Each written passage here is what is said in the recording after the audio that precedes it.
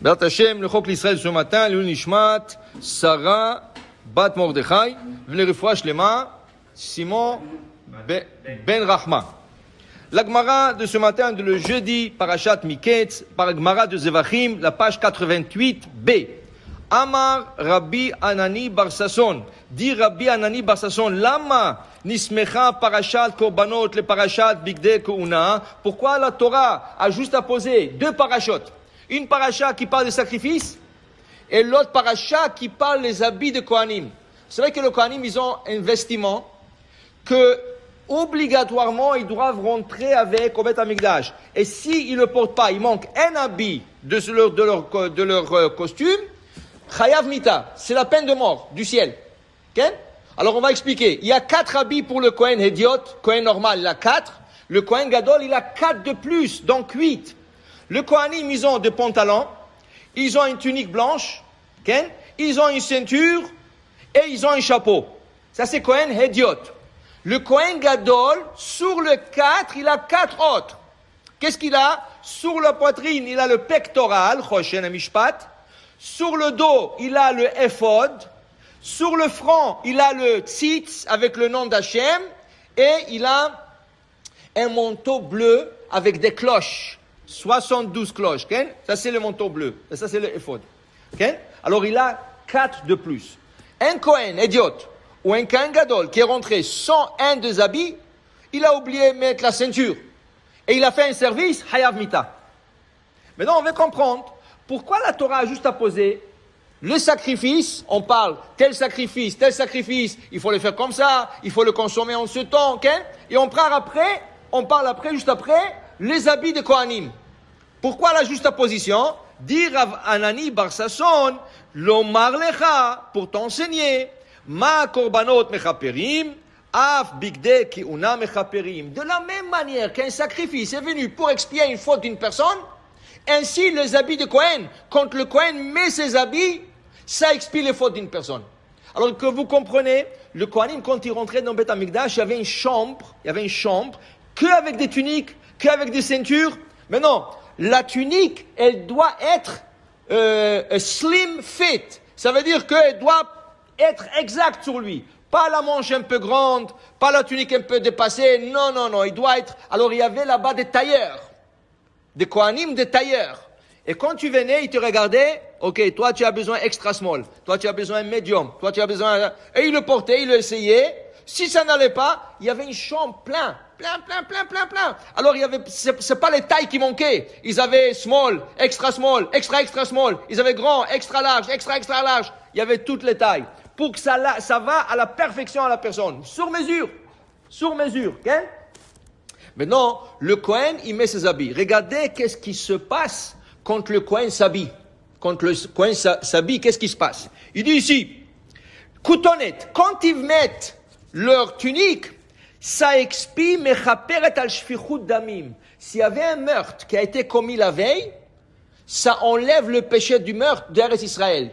Pas de la personne. La personne est responsable. S'il a commis un meurtre, celui qui a tué quelqu'un, il est toujours responsable. Mais le meurtre, le péché n'existe plus en Israël quand le Kohen il met la tunique. Okay? Après, il nous dit que le pantalon était là, le chassot bessar erva, mechaper al gilou ayarayot. Ça enlève l'adultère qui a été commise la veille. S'il y a des gens qui ont commis de l'adultère la veille, ça expie tous les péchés de l'adultère quand le Kohen il porte son pantalon. Après, il dit ici, mitznefet, le chapeau, okay, le chapeau du Kohen Gadol, mechaper et al gassé arouach, les arrogants. Les gens qui sont arrogants, c'est un péché d'être arrogant. Okay? Alors, la mitznefet, quand le Kohen mettait son chapeau, là, okay, ça expiait toute l'arrogance qui a été dite la veille. Après, il dit Choshen, le pectoral, avec les 12 pierres. Qu'est-ce qu'il expie quand le Kohen Gadol lui met? Mechaper ala dinin. S'il y a des juges, la veille, ils ont fait un mauvais jugement, selon qu'est-ce qu'ils pensaient, s'ils ont fait un jugement, mais c'était un mauvais jugement, c'est un péché de faire un mauvais jugement. Mais bon, un homme c'est un homme, alors il a fait qu'est-ce qu'il pensait. Mais quand même, ça reste un mauvais jugement. Quand le Kohen mettait le choshen, quand le Kohen mettait le pectoral, ça enlevait le péché des mauvais jugements. Après, la Gemara dit, Le éphod, c'est comme les tabliers qui se portent à l'envers.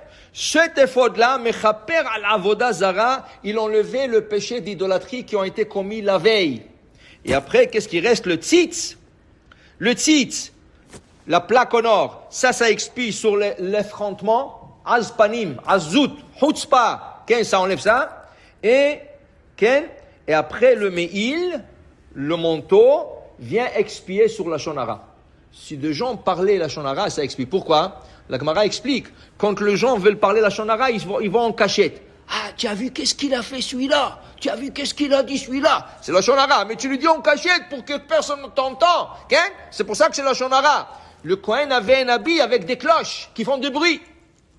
Et le bruit des cloches, ils ont expié les fautes de la shonara qui ont été commises. Pour vous dire que les habits dans le judaïsme, c'est quelque chose de très important. Comme tu comprends qu'il y a une différence, quelle est la différence entre un policier, un pompier? C'est leurs habits, c'est leur tenue. Quand un policier, tu vois la tenue, sauf quand ils sont en grève, alors ils sont avec jeans, mais normalement, quand il est en bonne tenue, on dit, ça c'est un policier, je le respecte parce qu'il est policier. Les gens ont peur parce que c'est un policier. Quand tu vois un pompier, dis, celui-là, il sauve les gens, celui-là, il couvre feu. Chacun est respecté selon leurs habits.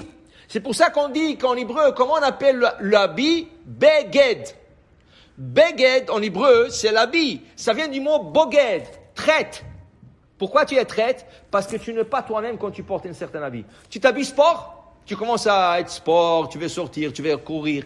Tu t'habilles élégant, tu te conduis avec élégance. Tu comprends? L'habit te fait te conduire comme l'habit, il t'influence.